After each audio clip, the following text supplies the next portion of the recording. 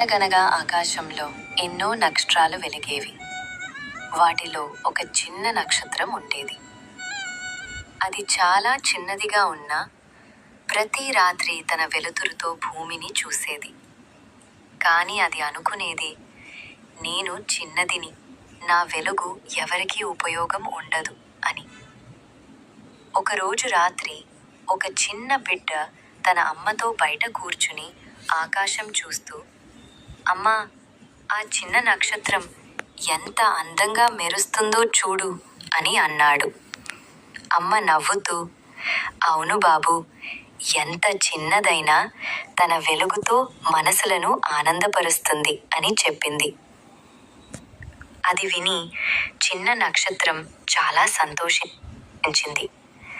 తన చిన్న వెలుగుకి కూడా గొప్ప విలువ ఉందని తెలుసుకుంది.